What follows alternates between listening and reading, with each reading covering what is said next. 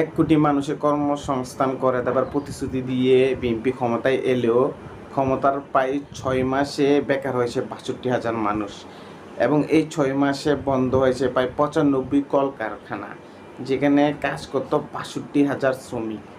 এই 62,000 শ্রমিক মানুষ আজ বিএনপি ক্ষমতা আসার কারণে কর্মহীন। একটা প্রত্যেক ঘরে একজন প্রতিনিধি যে কাজ করত শ্রমিক হিসাবে বিভিন্ন ভিজিট কলকারখানায়। তো একজনের যেমন একটি পুরুষের কর্মসংস্থান বন্ধ হওয়া মানে তার ফ্যামিলিটাও চল। তো একজনের ফ্যামিলি যদি 4 জন থাকে তাহলে 62,000 ফ্যামিলি, 62,000 যে মানুষ কর্মসংস্থান হারাইছে, 62,000-এর জন্য 4 গুণ দিলে 2 লাখ মানুষ আজ উপাস খানা না খেয়ে মরতেছে, তাদের কর্মহীন নাই। বিএনপি এই সুবিধাই করছে বাংলাদেশের জন্য।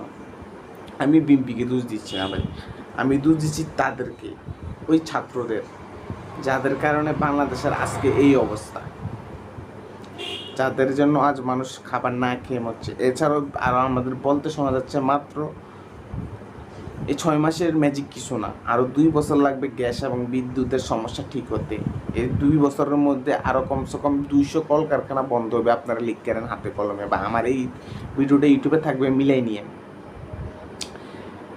আমি যদি আপনারা বলি ভারত বাংলাদেশের বন্ধু, ঠিক আছে, ভারত ততক্ষণ বাংলাদেশের বন্ধু যতক্ষণ ভারত তার নিজের সুবিধা মতো বাংলাদেশের সাথে ব্যবহার করতে পারবে।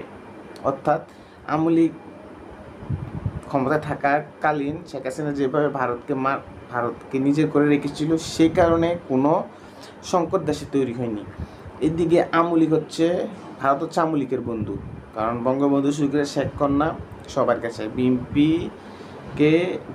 এত সুযোগ সুবিধা করতে পারবে না। যাই হোক, আমরা এই সাবজেক্ট পদ দিয়ে কিন্তু বাংলাদেশের যে আজ এই অবস্থা, এটা কার দায়ী? এইসবের জন্য অবশ্যই এই দেশের সূর্য সন্তান রাস্তানার সমন্বয়ক, তারা দায়ী। আজ 62,000 মানুষ কর্মসংস্থান হারায়। 62,000 ফ্যামিলি যদি 4 জন করে ধরেন, ফ্যামিলির কী অবস্থা? তাদেরকে দেখবে কি? বিএনপি দেখছে? বিএনপি দেখে নেই। সরকারের দোষ যদি থাকে, কারণ এই সরকারের বয়স মাত্র 6 মাস, তারা কী করবে ভাই? এটা রানিং সরকারকে দেশের নামাইয়া তারা যা দেখাইলো, দেশের কি ভালো হয়েছে? মানুষ না খেয়ে মরতেছে, এনে গ্যাস নাই, এনে বিদ্যুৎ নাই, গাড়ি ভাড়া এনে থেকে যেন 10 টাকার ভাড়া, এনে গাড়ি ভাড়া 20 টাকা। এগুলো তো হয় না ভাই।